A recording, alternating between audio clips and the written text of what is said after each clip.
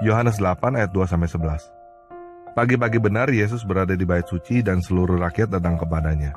Ia duduk dan mengajar mereka.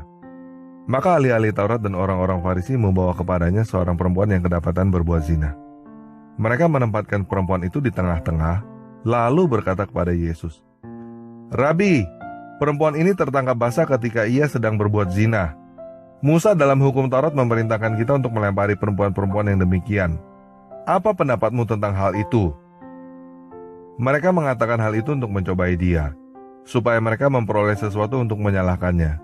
Tetapi Yesus membungkuk lalu menulis dengan jarinya di tanah. Dan ketika mereka terus-menerus bertanya kepadanya, ia pun bangkit berdiri lalu berkata kepada mereka, "Barang siapa di antara kamu yang tidak berdosa, hendaklah ia yang pertama melemparkan batu kepada perempuan itu." Lalu ia membungkuk pula dan menulis di tanah. Tetapi setelah mereka mendengarkan perkataan itu, pergilah mereka seorang demi seorang mulai dari yang tertua. Akhirnya tinggallah Yesus seorang diri dengan perempuan itu yang tetap di tempatnya. Lalu Yesus berdiri dan berkata kepadanya, "Hei perempuan, di manakah mereka? Tidak adakah seorang yang menghukum kau?" Jawabnya, "Tidak ada Tuhan." Lalu kata Yesus, "Aku pun tidak menghukum kau. Pergilah, dan jangan berbuat dosa lagi mulai dari sekarang." Nah, sebenarnya ada seorang pengunjung yang juga menanyakan cerita yang sama. Apa yang sebenarnya Yesus tulis di tanah yang membuat semua orang pergi? Pada cerita itu tidak diceritakan apa yang Yesus tulis di tanah. Tetapi saya ingin mengajak teman-teman untuk membaca apa yang sebenarnya tertulis dalam hukum Musa.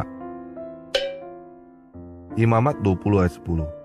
Bila seorang laki-laki berzinah dengan istri orang lain, yakni berzinah dengan istri sesamanya manusia, pastilah keduanya dihukum mati, baik laki-laki maupun perempuan yang berzinah itu.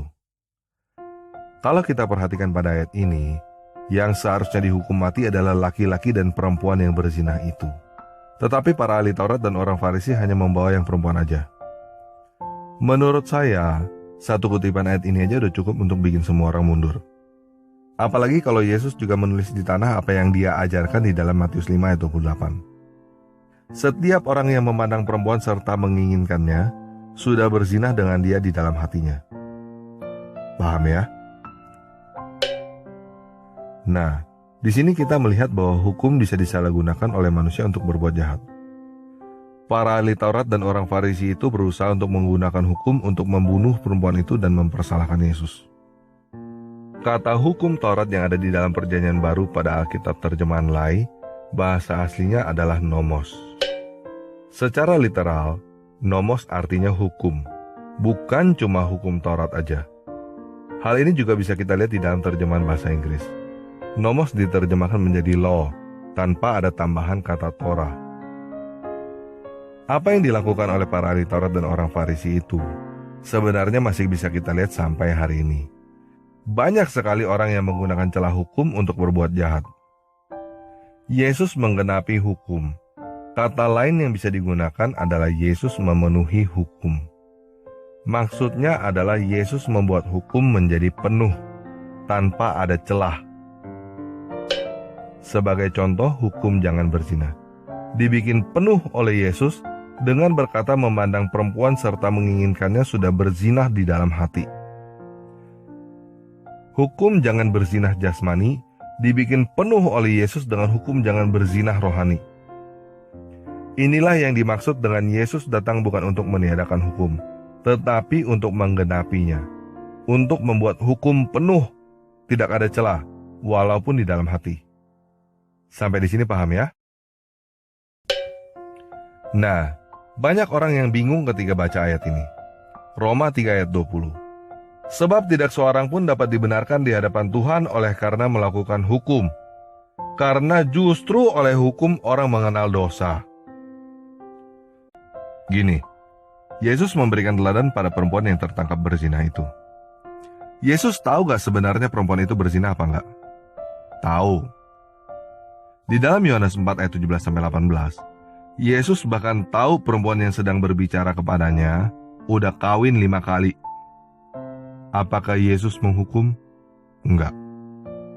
Apakah Yesus merajam perempuan yang tertangkap berzina? Enggak. Yesus berkata bahwa dia juga tidak menghukum, tapi jangan berbuat dosa lagi.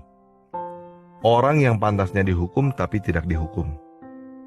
Kenapa Yesus melakukan itu? Karena kalau dia tidak melakukan itu, maka kita semua juga seharusnya dirajam batu. Seketika ketika kita berzina di dalam hati. Yesus memilih mengampuni daripada menghukum.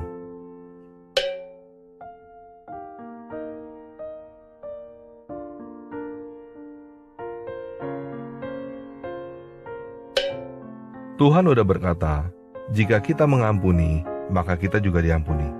Jika kita tidak mengampuni, maka kita juga tidak diampuni. Kita adalah Adam dan Hawa, dan Tuhan memberikan kita pilihan yang sama dengan Adam dan Hawa pada saat itu. Pilih pohon kehidupan atau pohon kematian. Pohon kehidupan adalah kasih, mengampuni, itu membawa kehidupan. Pohon pengetahuan tentang yang baik dan yang jahat adalah hukum. Pilih mengampuni atau pilih menghukum. Adam dan Hawa memilih hukum, memilih kematian. Kita pilih yang mana? Apakah masih mau mengulangi kesalahan yang sama dengan Adam dan Hawa?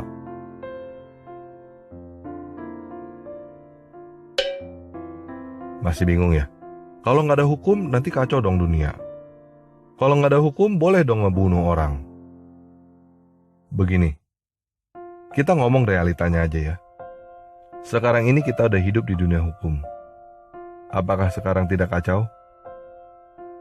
Apakah sekarang tidak ada pembunuh? Apakah semakin ketat hukum yang kita bikin akan bikin dunia lebih damai? Nah, sekarang ini kita sedang menyaksikan orang-orang yang berusaha menggantikan Pancasila dengan khilafah kan? Orang-orang khilafah itu bermimpi bahwa dengan penegakan hukum, dunia akan damai.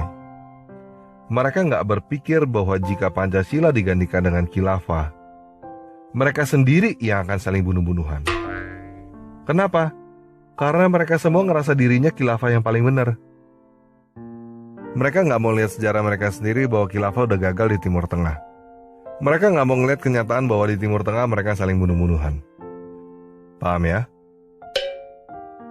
Bagaimana dengan kasih? Mengampuni. Apakah pasti membuat dunia lebih baik? Begini, ketika kamu mengampuni, kamu yang akan mendapatkan keuntungan. Kamu yang akan merdeka dari belenggu dendam. Dan kehidupan kamu sendiri yang akan menjadi lebih baik. Kenapa kita harus mengampuni? Karena Tuhan udah lebih dulu mengampuni kita. Jadi bukan karena seseorang pantas untuk kamu ampuni, maka kamu mengampuni orang itu. Tetapi karena kamu tidak pantas untuk diampuni, namun kamu udah lebih dulu diampuni oleh Tuhan.